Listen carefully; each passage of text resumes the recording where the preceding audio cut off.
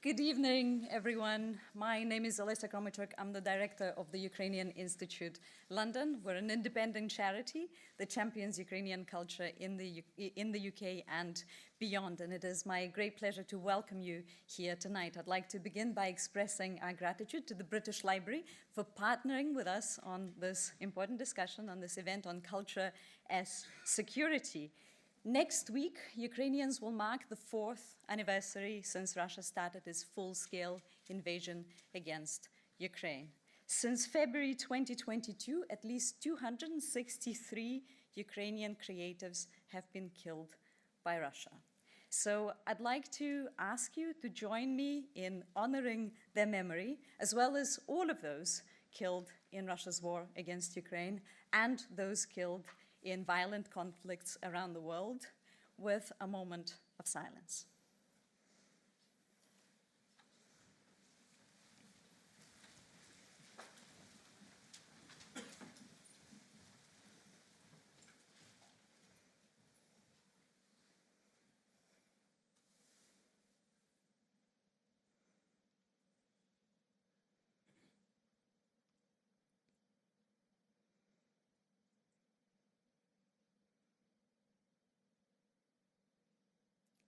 Thank you.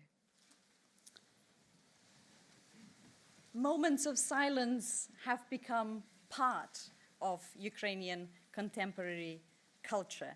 Every public event, much like this one, opens with people remembering their dead. In fact, every day at 9 a.m., throughout Ukraine, all towns and cities pause for 1 minute to commemorate those killed in Russia's war against Ukraine. I've just come back from Ukraine, and I was very lucky that over the course of 2 weeks, I was able to see 4 remarkable theater productions. Now, it was -20 outside and pretty cold inside as well, thanks to Russia's bombardments of Ukrainian infrastructure and subsequent power cuts. It was so cold to the point that we kept our coats on while watching the shows. And yet, every one of those theater shows played to a full house. This is one of numerous examples of a situation when Russia treats Ukrainian culture as a target of war. It destroys Ukrainian theaters, museums, galleries, concert halls. It kills its creatives, but Ukrainians perceive their culture as a tool of resistance.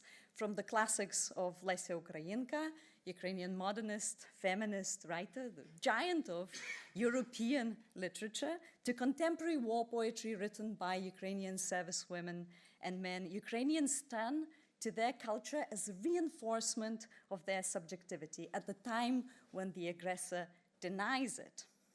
And yet, Ukrainian culture, like that of many nations throughout the world fighting for their independence, for freedom, is very poorly known outside of the country's borders. On most weeks in London, I can choose between several events that celebrate Russian culture. Yet in the 13th year of Russia's aggression against Ukraine, if I were to ask my fellow Londoners, although perhaps not those present in this room tonight, to name one Ukrainian creative, living or dead, they will struggle. I don't blame them. To know a culture, you need opportunities to encounter it. And those opportunities require not just financial investment, but also emotional investment. And perhaps it's not surprising that when I travel around the world talking about Ukraine, almost at every single event that I participate in, there is somebody who asks me how to save Russia. Russia, not Ukraine. Because there's a clear connection between cultural familiarity and emotional investment. Because when people feel connected to a culture, they care about the people that represent that culture. Tonight, we're going to talk about culture as a weapon of war and culture as a tool of resistance. We're going to talk about culture as security. And it is my great honor to introduce our host, journalist and broadcaster, Kirsty Lang. Thank you very much.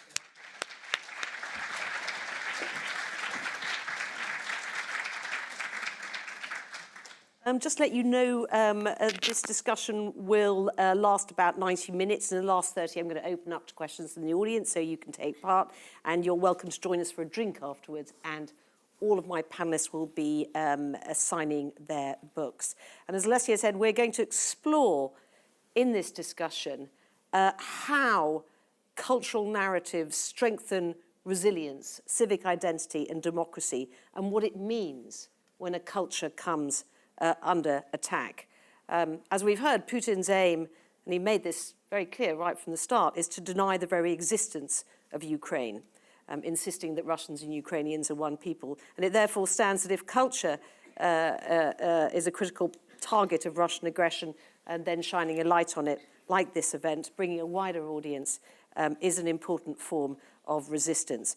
We have some excellent speakers for you tonight, all with direct experience of this subject of conflict and culture. Let me start at the end. Mariam Naiem is a writer, a columnist, a researcher, artist, podcaster who grew up in Ukraine with an Afghan father and a Ukrainian mother. Mariam's work examines Ukraine through a post-colonial lens. Her work includes a graphic novel, which I understand is going to be on sale, and I'm looking forward to buying a copy myself, called A Brief History of a Long War.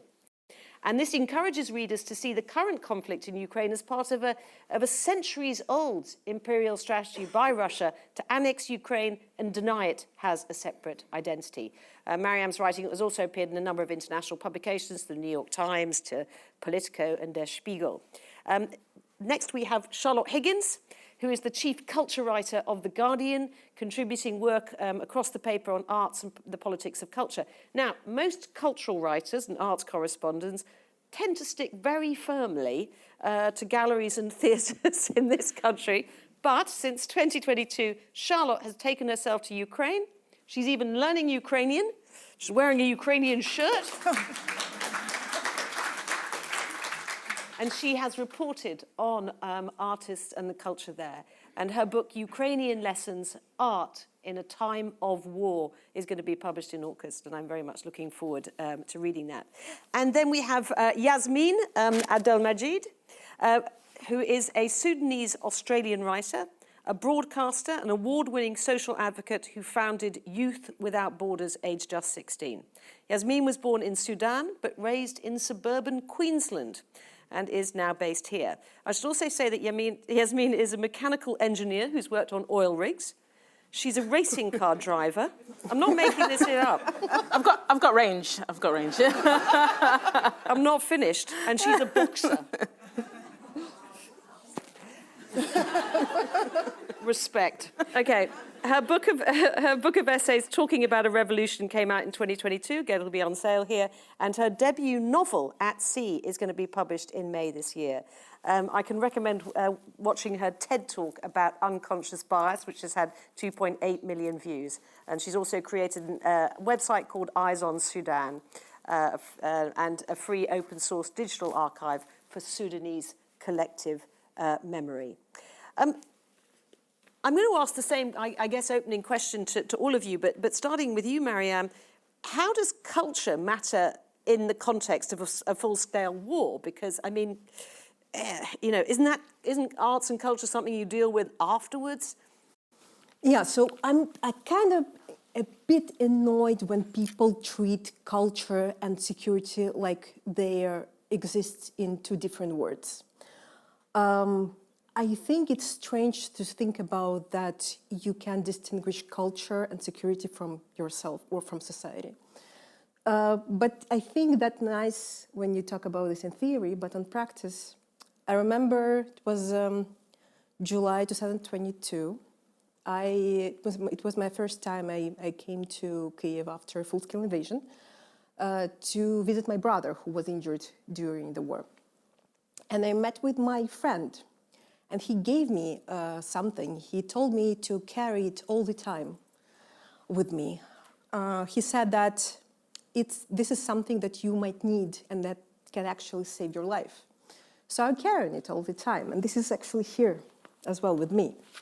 This is homemade Band-Aid. And for me, this is actually an item of security. But the gesture it's a cultural thing. For me, this is something right now that represents Ukrainian care and love. So for me, this is an item that represents security and identity at the same time. And I think this is the best, for me, the shortest answer. Like, it is the same thing, and it could be in the same place, in the same time, and in one problem to solve. Charlotte, what is the role of art in the time of war? Well, I think of sort of two sort of mini stories that kind of maybe bookend that question a bit. And the first is something that a poet called Halina Kruk, who is a Lviv-based poet, a brilliant poet. And towards the beginning of the full-scale invasion of Ukraine, she was invited in June 2022 to give a talk in Berlin.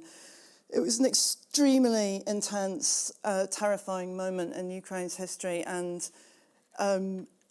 lots of cultural figures in Ukraine were speaking abroad rather. I say overseas because I'm British. Were speaking abroad and trying desperately to serve the cause of their country. And in this extremely powerful and emotional speech, Halina Kruk said, "You cannot protect your family from a tank with a poem," which is self-evidently true. In the thick of violent attack, you can't perform a play or write a poem or make an artwork that is going to have any immediate effects on the violence that is overwhelming you. So that is clearly true on the one hand. On the other hand, I suppose the sort of other end of the bookend is I was talking the other day to my colleague, my Ukrainian photographer colleague, very sort of beloved and close collaborator and colleague, Yulia Korchetova. And we were having that kind of conversation where I said, why is it that you do what you do? Why are you a war photographer? And she gave the following answer. She talked about Russia's enormous skill at creating narratives and rewriting history. And she gave the example of Mariupol, the city of Mariupol, which was besieged and is currently occupied by Russia.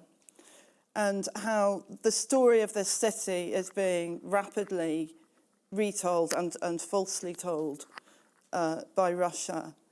And she said, the only thing that stands in the way of that false narrative is the fact that for 3 weeks at the beginning of the siege, a tiny Ukrainian film crew stayed in that city at enormous danger to their lives, at enormous risk to their lives, documented the horrors that were occurring, and in the end transformed that material into the film that won an Oscar, 20 Days in Mariupol, by Mstislav Chernov.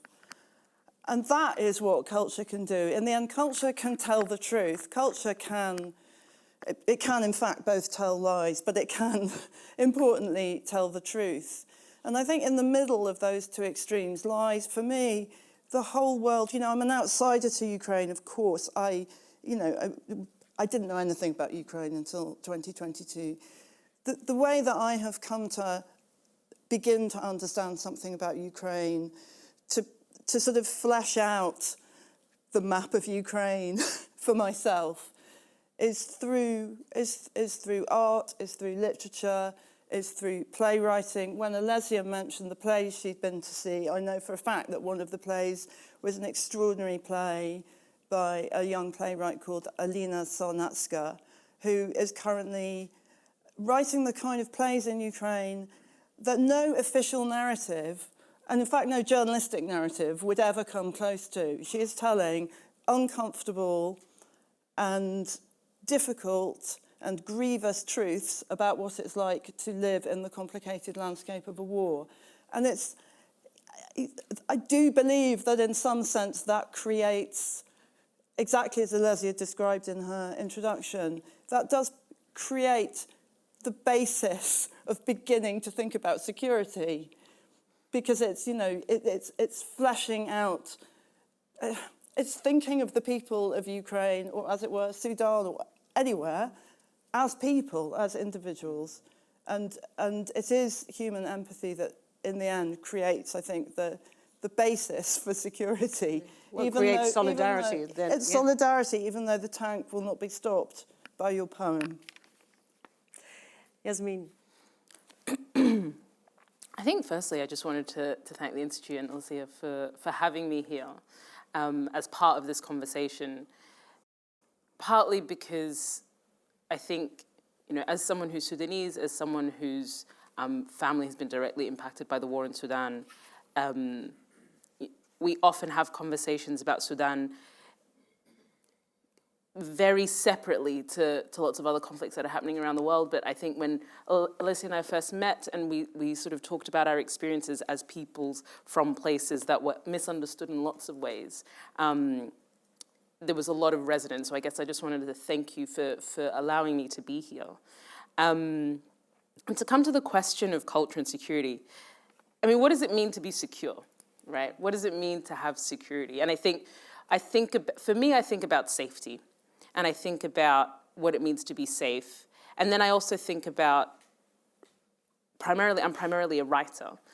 And the medium that we work with is words, right? And for humans, words create our understanding of the world. Words create meaning. Words create reality. And I think if we think about what allows us to be safe, yes, of course, there's the physical, the tank, the missile, the shell. No amount of, WhatsApp messages I send will ever protect any member of my family from any physical object in that manner. But when we think about it more broadly, something that I think we're talking about is, what does it mean to have a people continue to live beyond the moment we're in, right? What does it mean to continue to be Sudanese beyond this war, which is trying to obliterate what it means to be Sudanese? What does it mean to be Ukrainian beyond the full-scale invasion? And how do you hold on to that? And I think culture as security, to me, means we are holding on. What keeps us safe is some sense of who we are beyond kind of the current violence, because I don't know that violence ever makes sense for me. And I think, this is also a story I tell myself, right? As a writer, I'm very good at creating stories. I have to tell myself a story that the words mean things. Otherwise, I will lose my mind. So there's also that. I mean, Mariam, we've seen President Zelensky since the start of this war endlessly traveling around the world trying to build solidarity. How important do you think is the role of artists and creatives amongst particularly amongst the diaspora in building coalitions, in building empathy for Ukraine? I think we have a lot of different examples when some cultures were destroyed and only diaspora or maybe society outside of the borders could actually save the culture. And unfortunately, we need to acknowledge that there were so many Ukrainian activists, cultural activists, artists who were killed. I don't think we talk enough about that. We're actually not a big country. Well, deliberately targeted as well. Yeah, but it's also interesting because we don't have enough people, let's put it that way. So when war started, a lot of artists, as Yulia Kochto, for example, because prior to become a war photographer, she was a perfect portrait photographer. You don't have a choice. It's also very interesting to feel like, my partner asked me, what will you do after war? And I just realized how war is part of my personality. And I don't know who I am without war now. And it's super sad. I cannot tell you that it won't be in me, it's not embedded in me anymore. I think it will be with me until the end of my life. I want to also have another part of myself, and I want to believe in that. And I think this is why we have culture. Because the thing that was destroyed by war, I think could be repaired by culture. And this is only hope that I have, and I think this is where diaspora and people outside of Ukraine can help, because basically we have just more time to sleep since there is no missiles during the night, or there is water, which is, it's so interesting to just forget about this. Like, we don't have this basic. I remember when we were working on this graphic novel, I was not in Ukraine, but both artists were there, both illustrators. And we had like one Zoom call with the publisher, and both illustrators were apologizing and saying, we're so sorry. We're so sorry, like we behind the whole deadlines. And I was like, you don't have light and electricity, that's completely fine. They were working during the shelling nights in their bathrooms. And of course, to be very honest, I felt a lot of guilt at that moment, because I was like outside of Ukraine trying to write a story about Ukraine. Oh, it's a very interesting feeling. But I felt like I need to swallow it, because there is no time to feel shame or guilt. You need to talk. But nevertheless, I think that this is also part of what Ukrainians outside of Ukraine should do, cooperate, and just to understand that we have basically one voice for all nation. It just depends who have a microphone. Charlotte, Mariam spoke about the destruction of heritage. You wrote an absolutely fascinating long read for The Guardian about one particular guy in Ukraine who's just made it his mission to save heritage. So going into local museums, you know, near the front line, which were taking stuff out and hiding it and so on and so on. I mean, tell us a little bit about that, about what motivates people to actually risk life and limb going into places under fire to rescue something from their local museum. Well, this is a story about an extraordinary historian and educator and activist called Leonid Maruschak, who, before the full-scale invasion, was doing a lot of work in eastern Ukraine, working and collaborating with regional and local museums in eastern and southern Ukraine, but particularly eastern Ukraine, and bringing contemporary living artists in to collaborate with these museums. So he had a strong knowledge of Luhansk and Donetsk regions. When the full-scale invasion began, and the Russians were encircling Kiev, he was extremely worried about cultural property, cultural heritage, and instigated a lot of evacuation. So he helped to evacuate for example, the archive of two of the great 1960s Ukrainian dissident artists, Alla Horska and Viktor Zorevsky, which is an absolutely priceless archive. And, you know, these two figures were absolutely key in the sort of reassertion of Ukrainian identity in the 1960s. But it was while he was sort of doing this work, he realized that there was essentially a bureaucratic snafu in the East, and that the local museums were not being evacuated. It was, you know, the permissions were sort of snarled up between the regions and the central government. So he just kind of went and sort of did it himself. And I wrote about it because I really wanted to write about cultural heritage. It's such an enormous subject in Ukraine, and it's almost ungraspable how much destruction there has been of churches, historical sites, objects. You know, in occupied areas, truckloads of museum artifacts driven out to Crimea, some objects now entering the Russian art market. They may never be retrieved.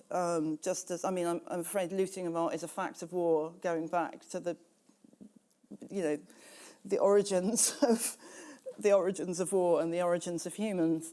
But there is, to me, it was a profoundly moving story. That the risk of life seemed to me to be so great compared with the apparent humbleness of some of the objects that were being evacuated. I remember him telling me that the Ukrainians in the audience will immediately know the name Sostyura, the poet, and they went to his house museum, although there was a sort of museum in the Palace of Culture in Lysychansk, where Sosiora's hat was kept. And while a kind of rocket launcher was firing at the museum, they managed to evacuate Sosiora's hat and various other objects relating to this great poet who wrote an absolutely beautiful, all the Ukrainians in the audience will be able to recite en masse this poem, I know for sure, about the beauty of Ukraine. And, you know, on the one hand, this story was kind of an adventure story. I say that because everybody survived. Actually, thank God, you know. It would have been a tragedy. It could easily have been a tragedy. But I suppose the point is, in the end, and beyond the sort of extraordinary facts of what they did, in the end, the fact is that identity, the meaning of what it is to be the person that you are, rooted in the place that you are, comes from all kinds of things, right? It comes from language, it comes from community, it comes from food, it comes from habit of mind, it comes from religion or whatever. All these things that go to make culture. And a lot of those things are intangible and can can move without too much problem. But actually there's something about the object. The object is irreplaceable. Once that pot is smashed, you know, once that Neolithic, because quite a lot of this stuff was archaeological objects. Once that Neolithic pot is smashed, that's it. And it's not just the pot that is smashed, it's the potential for future generations to harvest knowledge from that pot. It's not just an object, it's a world of potential. That was sort of, I think, that's sort of the importance. I mean, Sosiora's hat is a sort of silly example, but it's that objects can't be replaced, and objects are part of what make us who we are. Yeah. I mean, what I love about the fact that you're an arts correspondent writing about a war is that, you know, so much of what we read about Ukraine is relentlessly depressing. I mean, obviously, because so many people are being killed and so on. And I actually found that story really uplifting. These small acts of resistance, like saving a hat. I don't know, it was something absolutely wonderful about it. And I was going to come to you, Yassmin, now, because you wrote a very brilliant piece on Substack entitled How to Write About Sudan, in which you listed all the words, the type of language and imagery that appears in Western depictions of Sudan. It's depicted as a country without a past, or indeed a future.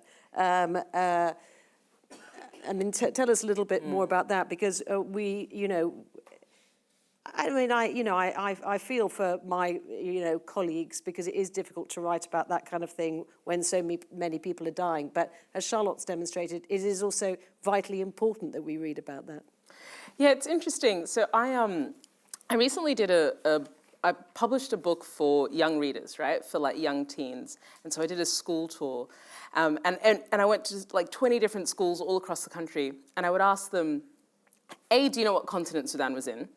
Mostly people got that right. And then I asked them, okay, Sudan has 7 neighbors. Can you name the 7? Now, I bet you in this room, maybe collectively, we would get the 7. We're all trying to but work everyone's it out struggling, right? My own husband, when I asked him, I was like, you better get this right, babe. So part of the problem, you know, and part of the conversation we're having, and, you know, the Institute had most recently published Culture as Security, the journal, and there's a number of wonderful articles I do encourage you all to read, but really the message being, if you don't know anything about a place, it's not going to mean anything to you. You won't care about it, right? And so we are all, you know, Sudan, we're looking at coming up to 3 years of the current, what we describe as the counter-revolutionary war. And I'm going to do something maybe slightly patronizing, but I'm going to give you a very, very, very, very, very quick précis, because you might not know anything about what's going on in Sudan. But at a top-line level, because it's often described in Western media as a civil war. But it's very important to understand it is not a civil war, right? It is what we describe a counter-revolutionary war. The Sudanese people had a very successful, peaceful, non-violent revolution in 2018, 2019. And we overthrew a dictator of 30 years that had been supported by all sorts of people all over the world. And that revolution, unfortunately, was betrayed, right? And so in 2023, there was a coup in 2021 where the military was like, that agreement that we talked about? Yeah, no soz. Familiar. And then in 2023, what we now see is effectively the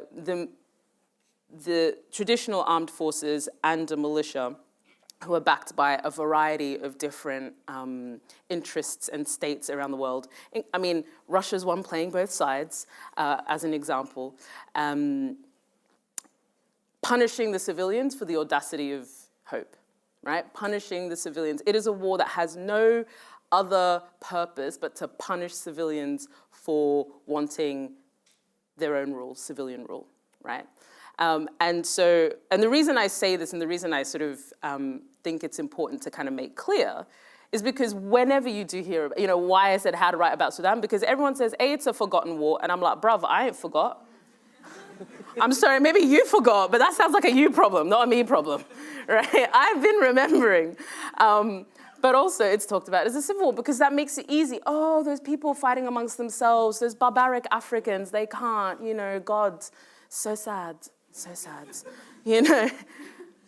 And yet, if you paid attention, you would see that it is an example of incredible nonviolent resistance. You would see that at the moment, in a place where half the population is facing acute hunger, the only way people are feeding themselves is through mutual aid. There are about 20,000 volunteers that have organized, self-organized, through things called the emergency response rooms, and they are actually evolutions of the resistance committees, which were the people responsible for the revolution, and they are somehow, somewhere, finding the ability to feed and to clothe and to provide psychosocial support and health service. Like, it's incredible. It's incredible. And so my kind of personal mission, frankly, is, yes, to tell people about what's happening on the ground, but also to introduce people to who on earth Sudanese people are. Out of curiosity, the 7 neighbors, Egypt, Libya, Chad, the Central African Republic, Eritrea, Ethiopia. Did I miss one? I might have missed one. I don't know if any of you were counting. And South Sudan, soz. There we go. I was like, there's a 7th. But also, and I will make a recommendation. If there's one kind of film that I recommend, there's one called Sudan Remember Us, which came out last year or the year before. And the reason I recommend it, and we did a screening recently, is because it shows how the revolution was almost a revolution through poetry, right? The ways in which information was shared, there was no electricity, there was no internet, there was nothing, but the way that information was shared was through chant and through poetry, and it would be information. And that would be shared and people would know it, and it's as old school as it comes, but it's effective and it's powerful, and that's what culture is. And this was what poetry performances too. Yes, performances, but also it would be a case of people, you might be people sort of sitting around at a cafe, right? And for whatever reason, somebody deciding to to express, their feelings about the current moment, right? And then, But in poetry form, that's interesting, because poetry is a very big part of the culture. Huge. I mean, but what's interesting is that art isn't considered separate from the people. Nobody is an artist. Everybody is an artist. The art belongs to everyone. Art is something that is labor that all of us can perform. And so this kind of almost like over there are the artists and over there are the engineers and over there are the accountants. No, every single artist who is Sudanese studied engineering.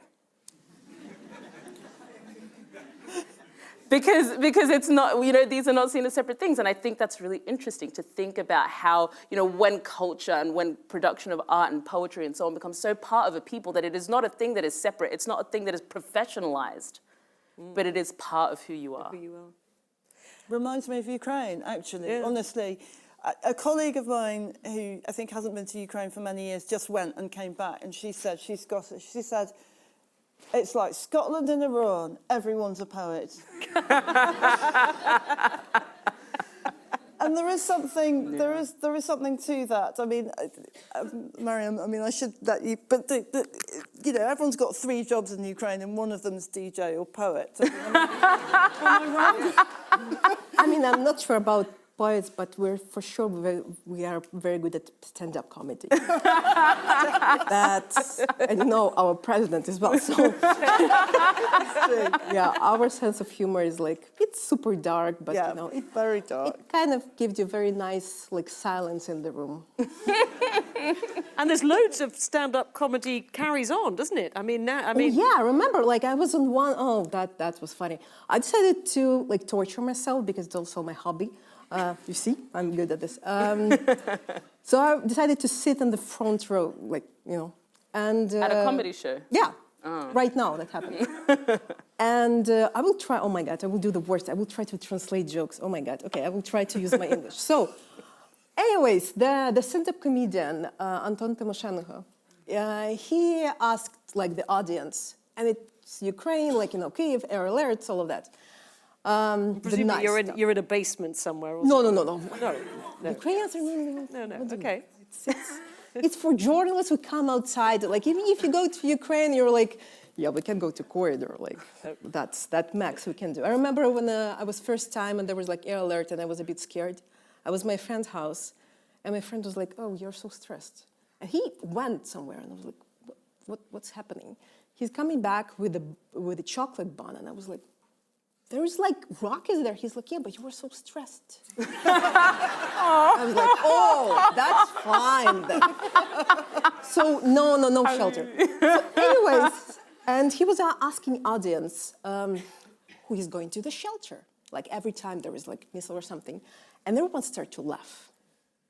And I was just sitting there like that. Like I was just, you know, I'm not living in Kyiv permanently, so I don't know. And next joke, like he was continuing the joke, he was like, I'm so grateful that you are not. Because, you know, as a stand-up comedian, I always need to create new jokes. And since none of you are going to the shelters, I don't need to write anything new because audience will change, not my program. And everyone started to laugh so hard. And I was like, Dark. It's so beautiful. And I felt so bad that I'm sitting next to, so he could see my face and I was not laughing. And that's pretty interesting that at this level, and I think this is something that gives you courage as well. Like you kind of understand that at this level of everything being so bad, you can still crack a lot of good jokes.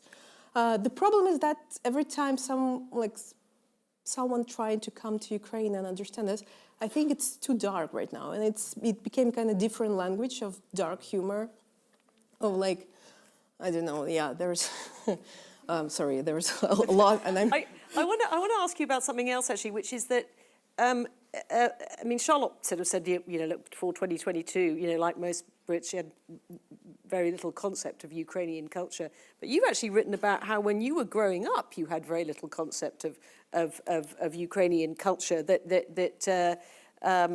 it was something that, you know, Russian stuff was cool when you were at school and you were taught to see Ukrainian language and culture as something that belonged to sort of the village, to folklore.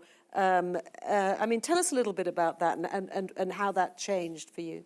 Yeah, so my whole journey, it's actually it's that long and it also could be funny, but nevertheless, for a long time, my full name is Latifa Mariam Naiem, and the first name, Latifa, is actually mothers of my brother, so my brothers are my stepbrothers, and she was from Iran and she died in Afghanistan, and I was named after her, but I never used that name. So Mariam is my name, nice to meet you, and Naiem, which is also kind of funny because it's modification of my father's name when he was crossing border with USSR. So his name is actually like in the passport Mohammed, but it's not important. For a long time, when I was a teenager, I just said that I'm Masha, which is Russian version of name Maria, which is not even part of my full real name. And I realized this is a problem when we had the exam, like one of the parts of the exam when you're like 15 years old, you're making like a dictation. And the first thing you need to do before the dictation starts, you need to write your full name. And I did 3 mistakes in my own name. This is the first time when I started to think that I might have dyslexia as well. But I was like, something is wrong with me, that I don't really understand who am I and what. And I think this is super vanilla, like for any cross-cultural kid. Like, who am I? What is my home? All of that thing. Yeah. But I remember there is something I think familiar between being cross-cultural and being colonized. What I'm trying to say is that in the book about decolonization that I wrote, there is like stages of personal decolonization. And the second chapter is, the name is разгубленность, which means disorientation or feeling lost. And I have kind of nice example of that feeling. So that will be a very nice jump. So when my father died, my brother, in his very specific sense of humor, called me and he asked me to do the design for the gravestone, since I'm the artistic one of the family. And I was like, okay, sure. And I needed to figure out in which language I should write his name. You mean Russian or Ukrainian or anything? Yes. I was talking to my father in Russian, but Russian was not his mother tongue. His mother tongue was Dari. And in Dari, I don't know Dari. I know toilet and hello, which is, I don't think something you want to put on your grave. That would be kind of funny, but I don't believe the lives after that, so that would work. Anyways, not Russian for sure, not Ukrainian, because I never talked to my father in Ukrainian. And I was sitting there feeling disoriented, feeling lost. And I was like, I don't know how to write my father's name. So it actually was interesting because I was thinking, what kind of word should I put there? And he liked the song in Hindi. And the whole point of the song is that life is a love song of journey of me and you. That's pretty beautiful, very nice. But it is in Hindi, okay? So I was sitting there like bouncing with these languages and I'm trying to understand, where am I? Where is my father? Where's my relationship with the family? And I think that this is something important that can tell you about the language. It is very important basis, and it's something that can give you at least orientation where to go. And when I'm talking to Ukrainian, when we talk about personal decolonization, it always focuses on the language. So I think in our situation, for a very long time, and I think for in the future as well, we will identify identity with language and culture with the language. For anyone who was interested, I wrote my father's name in Ukrainian, and I translated these words in Hindi to Dari and English and put it in the verse. Very good compromise, yeah. I mean, Charlotte, have you interviewed quite a lot of artists who have now switched from Russian and are now working in Ukrainian? Yes, it's tons. Yes, many people who've and it's not, you know, for some it's been a process that's been happening since 2014, since the Maidan protests and the limited war that broke out. Well, anyway, since 2014. Before I give a very bad history lesson. And for other people, it has been since 2022. But I mean, I suppose it's such an obvious point, and yet I think it's worth dwelling on. If you swap language from, say, you know, from Russian to Ukrainian, you're not just changing the way you interact with people on a daily basis. You are also swapping an entire literary culture, one for another, and that has had huge consequences. So it brings with it a huge amount of cultural baggage. And so, you know, the visible consequences of this are huge numbers of bookshops, new bookshops opening up in Ukrainian cities, which is kind of an extraordinary thing to witness. You know, what's the last thing you would think of in the middle of a war? Oh yes, we'll open a bookshop. I mean, and yet this is happening, and these are places that people gather and find. You know, they find their tribe, and they hold amazing events. And you know, if you go to a reading in a bookshop in Ukraine, you will be amazed by how young everybody is. How, I mean, going to Ukrainian language poetry events in Kharkiv, for example, is extraordinary, because that is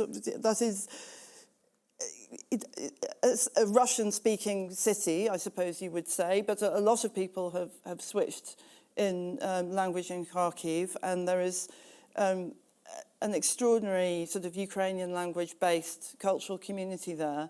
And you do go to the basement in Kharkiv. Yeah. Well, it's quite near the front lines. You definitely, didn't have time. Everything's in the basement in Kharkiv. And you know, I mean, it's such an extraordinarily moving experience to be in a poetry reading in under those circumstances. I've never seen people listen to poetry as intently as I have under those circumstances. And, you know, when Serhiy Zhadan, who's the very famous Ukrainian poet, was reading his poems, I turned round and I could see a woman mouthing the words because she knew his poems off by heart, and she was sitting forward in her seat. It was a So sort this of is profound... this is culture as resistance, isn't it? Yeah. This is, you know, this is, yeah, and building solidarity that way. Yes, and I mean, it was wonderful hearing you talk, Yassmin, about the power of poetry in Sudan, both as a sort of means of communication, as a means of saying the important things. And I do kind of, there's so much poetry being written in Ukraine at the moment, it's almost ridiculous. I mean, it's a volcanic eruption of poetry. And there are very good reasons for this. One reason is that unlike novels, poems do not need time. I mean, novels are a form in which time always exists, and they take time to write, and time passes in a novel, and something happens to do with time. But poems can be fragments of time, and people can and do write poems on rotation in the army, or in the bomb shelter, or even freezing in their flat, you know, when it's sort of 5 degrees in their home. Poems can kind of cope with that, and poems can also deal with the explosion of meaning that happens, the disruption of everything you know that happens in a time of violence and war. And you find, to me, you sort of find that poetry gets stripped back to its most fundamental meaning and purpose, which is the lament, the lullaby, the curse. Those are the sort of basic poetic forms that I see a lot of in Ukraine at the moment. But it is a form of security in all kinds of ways. It's a form of comfort. It's a sort of prophylactic against evil in some way. And I think you sort of always come back to, I come back to Alistair Gray, the great Glaswegian novelist, who said that no city, I'm paraphrasing, but what he roughly said was, a city can't be said to exist until it's written into existence. And that, I think, is a sort of fundamental thing. I want to talk about also the complexity of Ukrainian culture, because actually, Yassmin, I'll come to you first, actually, not on Ukrainian culture, but you wrote in your Substack essay that about one of the things that really annoys you about when outsiders write about Sudan is they treat it as one homogenous entity, whereas in fact there are 70 different languages, sort of, you know, and that is never reflected. But I mean, I don't know, it's quite difficult from the outside how do we experience that? Yeah, I mean, I don't even think Sudanese people have figured out how to do it. Yeah. So you're off the hook. Yeah. I think something I was just reflecting on in the conversation around language. It strikes me, Russian being an imperial language, that as I was thinking about Russian as an imperial language, I was also thinking about Arabic as an imperial language, right? Like the Arabization of a lot of North Africa.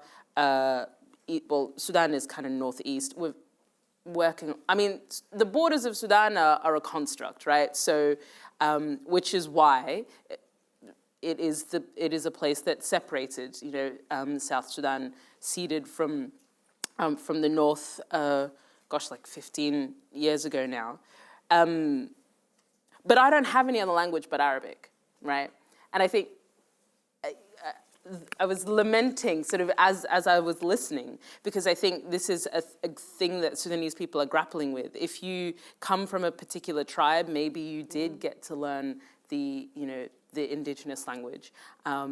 My family moved around a lot, and there was a real process of Arabization, and so therefore there was an incentive to make Arabic the language that we all spoke, and so therefore generations of my family only speak Arabic. And I think I haven't read, but I look forward to reading on your work on decolonizing, because I think that process of like personal decolonization, especially when there is still, for a lot of Sudanese people, and especially young people, I think there's this kind of tension between, if we speak Arabic, we get to be part of something bigger than just us, right? We get to be part of, we can look to neighbors over here, we can look to neighbors over here, but then also, okay, those people are invested in our oppression. So how do we navigate? How do we navigate the very language that we use is the language of some of your oppressors. Right.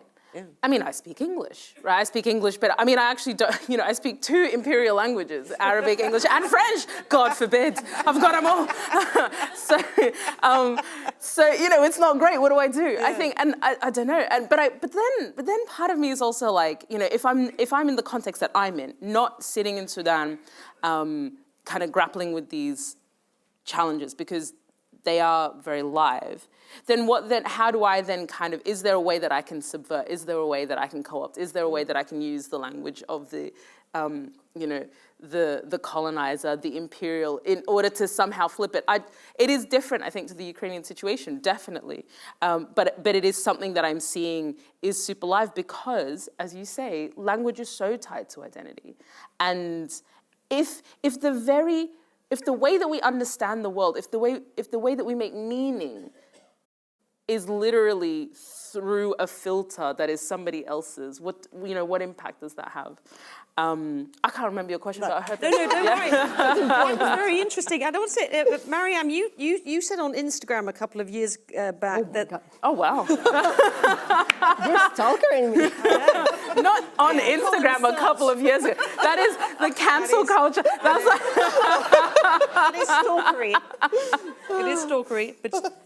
I read it in the New York Times, actually, because I'm not on Instagram, but I have to confess, I find it a bit boring. But you wrote that the 19th century Russian novelist Turgenev pushed me to consider myself more Russian than Ukrainian, because I didn't want to be that funny Ukrainian.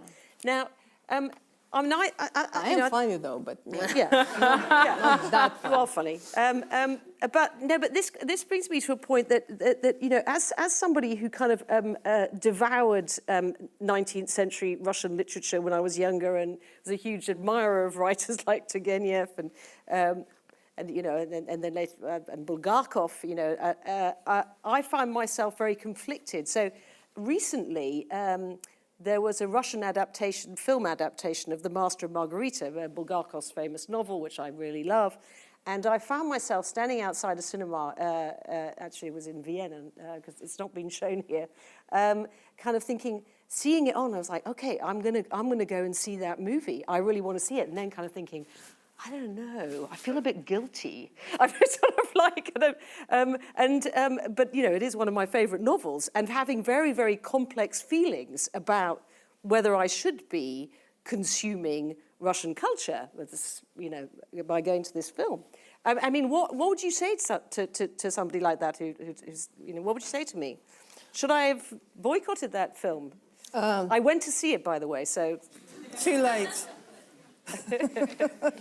I should leave now. Anyway, first of all, we have a generalized term for Russian authors right now. We call it Tolstoyevskys. Just instead of Turgenev, whatever, Tolstoyevskys. So I think it is important to understand that when we're talking about what is wrong with Russian culture, we still talk about Russian culture. I'm always trying to compare it with your friend who is talking about her ex all the time and telling that she's over him. And you know it's still... It's the 15th time you've mentioned Yes, exactly. Yeah. And you just want to talk about something else. So I would like to talk about something else for sure. I think the biggest problem with the Russian culture is that by having space in our minds that's occupied by Russian culture, we don't have space for others, for other culture that cease to exist, because we don't even know that they existed. Because Russian colonialism is not only Ukraine. So we just need to know what we don't know instead of knowing Dostoevsky's. And I'm always trying to say that instead of telling what is wrong with Lermontov, Turgenev, wherever, all of my childhood crushes, I could be cancelled here. Instead of that, I think it's important to talk about Ukraine and Ukrainian culture, because this is how we occupy space in your minds. So, and I have a nice story about that. So 13 years ago, when war started, and war started 13 years ago, and full-scale invasion started 4 years ago, I was a student, and we were volunteers who were assembling first aid kit for soldiers on the front line. And that was a very jolly time because we were young and stupid and, you know, normal thing. And I remember that the whole process was kind of interesting because we were assembled in the circle. We had a lot of different items should be in the first aid kit, and each person was connected to one specific item. So, for example, first person would open the bag, second person would put the scissors, and so on and so on. So there was and it was much faster that way, because the first aid kit should be super tight, so it's not very easily to put something inside. It should be a lot of force, and when you're doing that in the circle, it's much faster. But there was 3 objects that were not connected to physical condition. There was a Bible, small Bible. Second, it was Kobzar by Taras Shevchenko, Ukrainian poem. And third, it was a bracelet that was saying, "Fuck Putin." Excellent. And I was sampling that, and I was thinking about the situation when this first aid kit would be open. And this moment when this person would think, "Oh, I want to read that." And that's very interesting because I asked on my social media, and Instagram is boring, that's true, but I still believe that social media could be something useful. Maybe I'm delusional. I am, but nevertheless, I asked people, is there any situation when they feel like culture help them as a security item? And I want to read you some of their answers, if you don't mind. Okay, yeah, very good, I have internet. So, taking Kobzar by Shevchenko out of the occupation was an important moment. In times of war, celebrating Christmas keep me grounded, the ability to recreate the ritual. When I was under the occupation, it was different people. And the next person. When I was under occupation, I listened only to Ukrainian music. It gave me the strength to leave the house. Next person. When I lived under occupation for half a year, Ukrainian books, music, and TV helped me from going off the rails. Another person. I found my father's vyshyvanka. The thing wore me great-heartedly and gave me strength to not lose oneself. So I was kind of interested in the point that Taras Shevchenko appears there twice. And here I want to talk about a very important concept that I think right now can accumulate whole essence of Ukrainian identity, which sounds like a bit ambitious, but nevertheless. in Taras Shevchenko poem, there is a very important word that it's not possible to translate to other languages. The word is vola, and it's freedom, kinda, but it's very important because in Western philosophy, the free will, coming from the rational part. But the vola, it's kind of free will, but that comes from heart. And the whole concept of having free will that comes from heart is actually very Ukrainian. And that's why I was kind of thinking So you don't have that word, and that word doesn't exist in Russian, for instance? it's not exist in exactly the same context. Right. Like you can use it, but not exactly the same context. So I was always thinking about that, the way how Taras Shevchenko is using that, it's to make it cardiocentric. And I think the whole concept that we have free will that comes from the heart is a center. And this is something that helps people through the occupation or something that we put in the first aid kit. The whole thing that we have in the first kit something that can save your physical body and also your identity. I think it's a great idea putting poems in first aid kits. I think that's fantastic. Yeah. Now, look, I'm going to open up to questions from the audience, but I'm going to ask Lesia to come back on the stage, pull up a chair, just so you can participate as well in this. There are roving microphones, and I'll take questions a couple at a time because it's just easier that way than going back and forth. So there's one at the back, and then a gentleman here in the black jacket.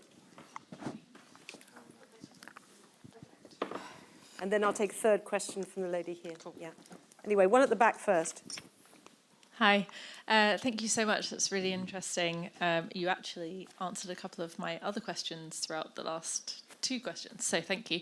The question I had was, how can we, as a separate culture, support in, I guess, this ongoing battle that we've been discussing? So, you know, you in your own cultural identities have power within that, but us as potentially more free states might even have more. So I'm wondering how we might be able to support and express that better. Okay, a second question from the gentleman here in the black jacket. Yeah. Use the microphone, please. Sorry. Mine was connected really to, I was in Ukraine last year. I was in Kharkiv and in Lviv. And when I was in Lviv, I was in an art gallery in an old converted jam factory. And there was a really incredible exhibition on there of kind of young Ukrainian artists making art about the war. And it was very powerful. But I was thinking, while I was there, what it must be like as an artist to be working in a context of war, and the degree to which there's an obligation to somehow express the war through your art. And I wondered if you just had any thoughts on whether or not you think there is a moral obligation upon artists to be reflecting the reality of war, or whether there's still space for artists to be working outside of that and just doing landscapes, for example, or just doing portraits, or is that possible? Or just writing a novel that's not directly about the war and the reality of living through the war, and the degree to which you think that's possible or desirable or ethically acceptable? Great question. And then I'll take a third question from the lady in blue here. Sorry. Wait till the microphone comes to you. And then I'll take it to the panel. Oh, sorry. Yes. Thank you very much. I'm a historian, and I used to teach the First World War almost entirely through culture, through art, etc. And that was really powerful, and people had a sense of what it was like to experience. But most of these writings were not done immediately. They took about 10 years to be able to write about this experience. So it might happen with Ukraine too. But I was just wondering, we heard so much about the power of the word and writing and poetry, which is understandable. Not so much about painting. Somebody has just mentioned an exhibition. so quite a lot of First and Second World War artists actually were managing to paint little paintings from the front line, from the trenches, literally, and they were then able to smuggle them out. Is that happening in Ukraine? That's great. All great questions. I mean, let's start with what can we do? Actually, Alessia, I'm going to ask you that. I mean, what can people here do, if you like, to support that cultural struggle, but cultural security? Loads actually. When you feel helpless, I think it's a mistaken feeling. You actually have so much power and so much agency to change things. And I would ask you to do 3 things. First, stay alert.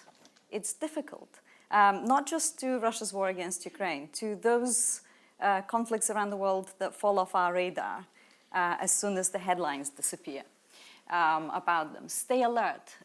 Try and read reliable information about those conflict zones. Care. I mean, that's huge. What we were saying earlier, if you don't know a place through some kind of cultural encounter, you're not going to care much about what happens to it. That's why I keep seeing people saying things like, well, why don't you just give up those territories, occupied territories? Just give them up, because for them it's territories. It's not people with their homes, with their graves, with their art, with their memories. It's just a territory, right? So care and demand. When you go to a bookshop or your library or your university library and you see shelves and shelves and shelves of familiar imperial literatures, we shall not repeat which ones yet again, and maybe a small half a shelf, or maybe even less than that, a few books on that part of the world that you would like to find out about. In this case, I'm going to mention Ukraine. Go to the manager of that bookshop and talk to them about it and ask to see more. I mean, luckily, we have more and more translations appearing now and more really good coverage of Ukraine, not just about the war, but about the country itself in various imperial languages, accessible to all of us here in the room. So yeah, ask and demand. Are you getting separate shelves now in bookshops with Ukrainian books? Because it used to be that it's all on the same shelf as the Russian. Don't get me started. Okay. I think you just did get me started. I'm really sorry. I'm going to tell you one story in 2 parts. Bear with me. I was kind of dying to tell you this story. And no, you haven't heard it before. Well, at least the first part you haven't heard before. So the first part is not quite about the shelf, but it's about Ukrainian books. So I just came back from Ukraine, as I mentioned, and I was interviewing the young people who were taken to Russia or the occupied territories against their will. And one of the young men that I've interviewed told me a mind-blowing story. He was crossing the border between occupied Ukraine and Russia, and with his parents, and he took a few books with him. And one of those books, several were in Russian, and one of those books was in Ukrainian. And it was Mikhailo Kotsubinskiy, Тіні забутих предків, Shadows of Forgotten Ancestors. To those of you in the room that don't know the book, you might have heard of Sergei Parajanov's film, famous 1960s film. The book is 1912. It's a love story. It's a kind of Romeo and Juliet, Ukrainian Hutzul, Romeo and Juliet. 2 families, they hate each other, their children get together. It all ends badly, but it's a great, great story. You should absolutely read it. Now, the border guy who was, whatever you call them, the Russian on the border, was going through the boy's rucksack, found these books, put the Russian books to the side, and found the Ukrainian book, went through it, every single page of it very carefully. I don't think I'm sure he didn't know what the book was about. He just recognized that it's not Russian, that it's Ukrainian. And he said to the boy, do you realize that you can be in serious trouble for having this book, for possessing this book and crossing the border into Russia with it? And took the parents away for interrogation. The parents came back and in front of the guards tore the book and binned it. And the boy never got to read the book. And I posted one to him afterwards, so I hope that he will read it. Now, the second part of this story, which happened before I met the young man, Михайло Коцюбинський, Тінь забутих предків, Shadows of Forgotten Ancestors. I saw it in the French translation next to my book in the French translation in Paris, in one of the best-known bookshops in Paris, on the shelf that was called Russian literature. Oh la la. I'm so sorry. I know, but it's not your fault. That's the problem. So, yes, There is a there's shelf there's a problem. There's a shelf So you've all got to go into bookshops, and if you see a Ukrainian book, you've got to move it away from the Russian shelf. Well, they or refused complain. to move it, I have to say, and I refused to leave the shop. Eventually, they...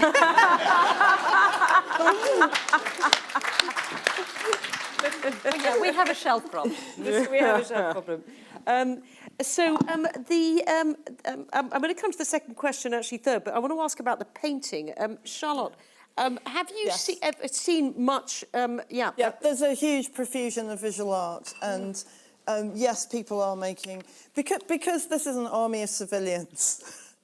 There are many visual artists serving, and there is a lot of production of art on the front line, and it is as you rightly kind of divined. It's kind of small. I mean, what I've seen, you know, amazing sketchbooks, for example. Just because I have my colleague Yulia Korchetova on my mind, she has an exhibition coming up in Amsterdam, and she's collaborated with a visual artist who is serving, and he sketches every day, and he sketches his colleagues taking a smoke, sitting, you know, next to their gun. It's an extraordinary sort of visual diary. So yes, this is absolutely happening.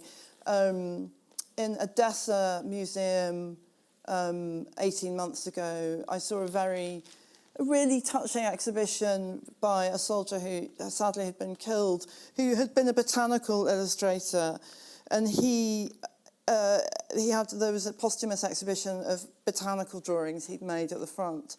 In other words, you know, during the moments of non-combat and waiting around, which is obviously a big part of military life, he had paid attention to the that's flowers to the second question, that people are not. It's not just. I think that does lead into the second question, and I think my observation is that artists and writers and cultural figures of all kinds actually do feel impelled at the moment of their country's greatest peril to address that. And I'm sure there are artists who you know, are not doing that, but it's my observation that most people feel impelled to address it in some way, that art has become very documentary in its nature, that sort of this is an extraordinary and appalling moment in history, and unthinkable things are happening at every level in people's lives, and that is a dominating fact, and that artists are documenting that either sort of in the outward world or in the inner, or sort of through what's happening in the inner world in some way or other. And I also feel that, just like with that botanical artist, it's not just a picture of a flower anymore when you're defending the land that the flower's growing on. So I think that portraits are no longer just portraits, and landscapes are no longer just landscapes. You know, when life is in peril and death is everywhere, portraits become different in their feeling. And when your land is in peril, painting a sunset has a very, very, very different kind of atmosphere and resonance, I'll take another couple more questions. So those two hands up there, and then one. Can I answer to the obliged? Yes, you can. Quick, yeah. Yeah, about feeling obliged. So this is very interesting because, this is the most common question that I get on any Ukrainian lecture, is how we can explain to people in the West that what's happening.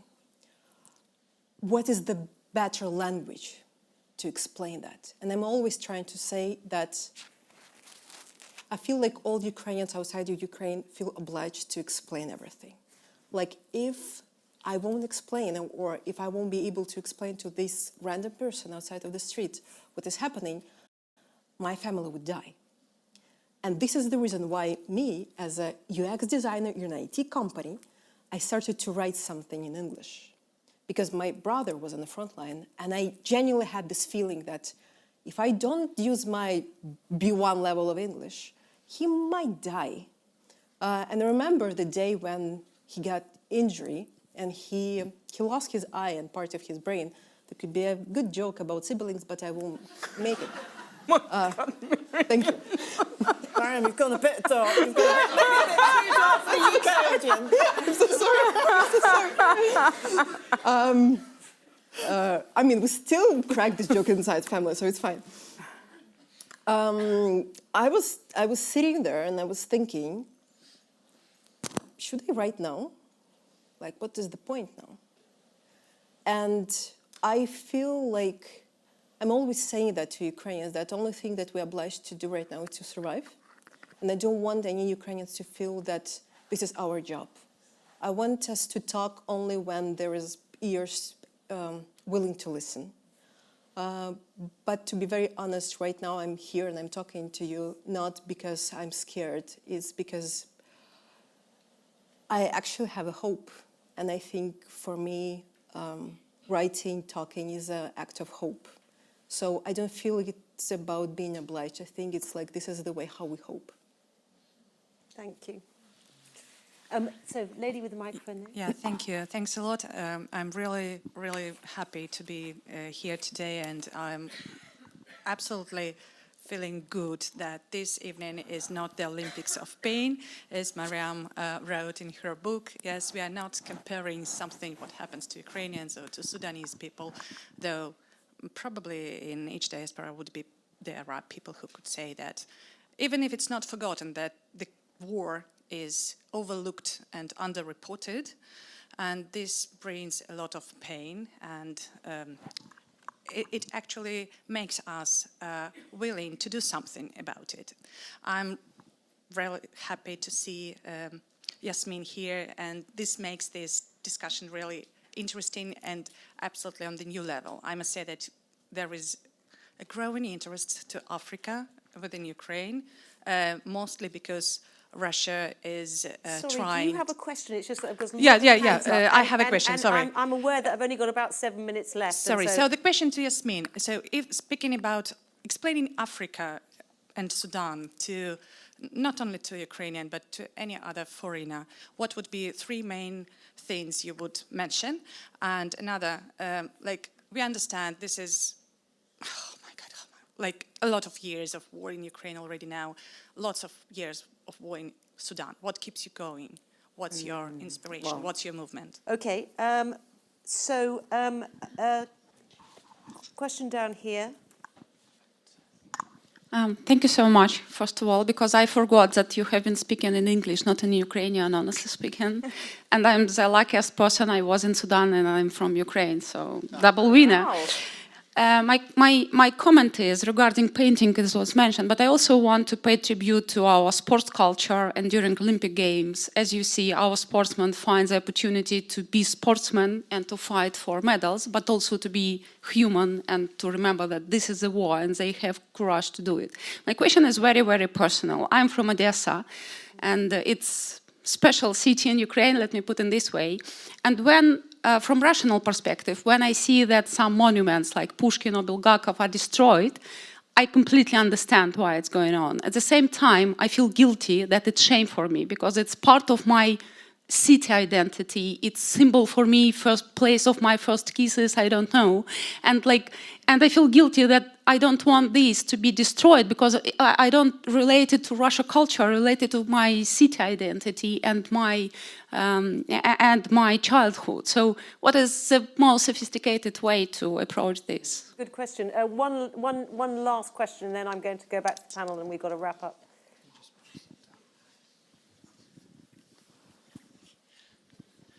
Maybe an extension of the last question, but obviously the panel has been talking about culture in a defensive manner, as a vector for resistance, as a vector for protecting something that is being attacked. But equally, especially sitting in the British Library and with British culture, we can think of culture as having quite an oppressive function as well. And there's a massive literature around how culture is used as a weapon.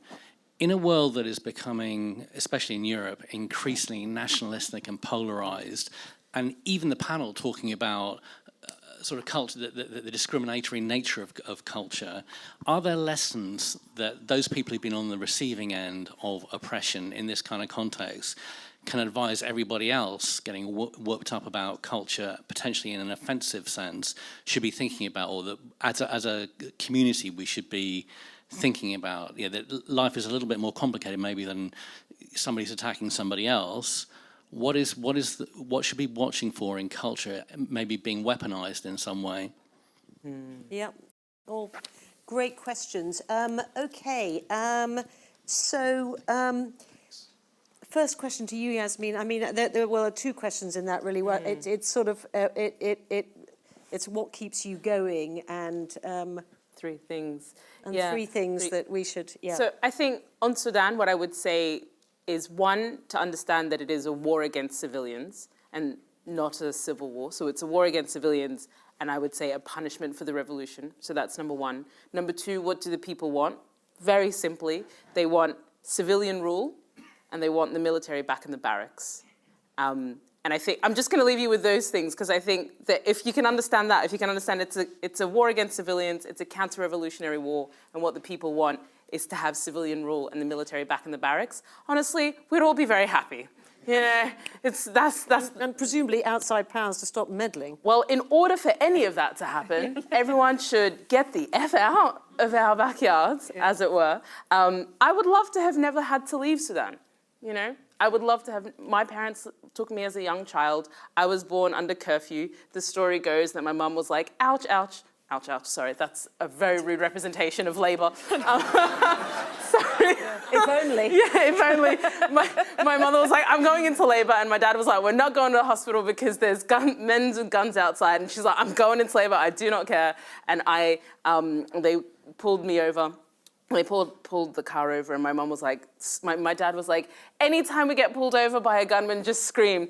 And so that's how we got to the hospital, and boop, I came out. So always resisting. Now, how do I keep hope? So honestly, I think that somebody said something, I think you were talking about kind of writing as hope and art as hope, and I think all these things are true. To be quite honest, like I'm a Muslim, right? I'm a religious person. I don't know how I would maintain a sense of a possible future if it wasn't for my faith, quite honestly. I think for me, I have to hold on to something that's bigger than myself. I have to believe that, I think maybe really what gives me hope is that my life might be short, and I don't know if I will see Sudan. Certainly the city that I was born in is destroyed. The house that I grew up in, etc. But I have to believe that it doesn't matter, actually. It's not actually just about my life. It's about what's beyond that. And the exercise of imagining a greater future for us, that's the thing that gives me hope. The fact that every day today, I mean, you know, you were talking about your illustrators. I was WhatsApping my auntie, and I was trying to make a joke and be relatable. I was like, are you moisturizing? She's like, I'm in a war zone. There's no water. I'm not moisturizing. I was like, okay, yeah, fair dues. But the fact that she can still crack jokes at me and tell me off, and I'm still terrified of her, and she has no electricity or water, I think that also gives me hope. Great question about Odessa. The destruction of these statues of Pushkin and so on. I mean, surely there's a better, Bulgakov, is there a better way of doing this? I mean, the second chapter in the book, that feels like I'm my own PR. It's not in English, though. If you are a translator. Not yet. Yeah. It's actually the name of the second chapter is Shame. And shame is very typical and actually kind of a shape of self-aggression that all colonized people felt. I know all Rizanov's movies. I can quote all of them. I'm sorry. Yeah, I mean, that was time with my mom. And very precious time, our inner jokes and all of that. What is important is shame is an existential feeling. Guilt is when you feel you did something wrong. Shame is empire telling you that you are wrong, something with you are wrong. There are so many Ukrainians that constantly feel that they are not Ukrainian enough. The whole thing of Russian imperialism is to expose you to the feeling that you are not enough. You are not right, something wrong with you. This is existential feeling. Just remember that to have nostalgia, to have your own history, it's completely fine. The more important, I think the most natural thing in nature and in culture is change. So there is so many places in Kyiv that I feel like, I mean, also my first kisses were there. But I know right now they might change. I was writing in the book that I know every corner of the street of Artema, which is my street. But right now it's renamed after Sychyevy Streltsiv, and I don't know nothing about that street anymore. But that's normal, because I'm not living from my own memory. I want to have next generation of Ukrainian that will never need to talk about decolonization. So it's more about you can cherish your memory, you can cherish your past, and it's the most tenderest feeling to your identity. It's completely fine, but it's not the guilt, not the shame, because this is exactly what Russian culture wants you to feel. So just remember that you can create a lot of new memories, and you're creating those memories right now, but you should never feel sorry for your tender memories. And final question, Alessia, what lessons can we learn about this culture being used as a weapon? What can we learn from this going forward? I assume that everybody here in this room knows that the director of Russia's main gallery, right at the start of the full-scale war, said that their soft power, their Russian culture being presented abroad is their own special operation, and that's how this war was being referred to in Russia to begin with, special operation. So it's openly weaponized. Now, my answer is going to be very brief. One of my favorite feminist theorists says that if something is presented to you as natural, question it. So I'm going to say to you, if something is presented to you as great, approach it critically.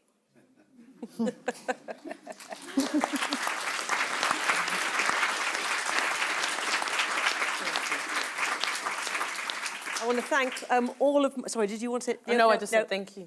All of our panelists, Alessia, Mariam, Charlotte, and Yassmin. They will be signing books. Please join us for a drink afterwards in the bar, and we can carry on the conversation. And thank you all for coming tonight. And thank you, Kirsty. Yeah, thank you.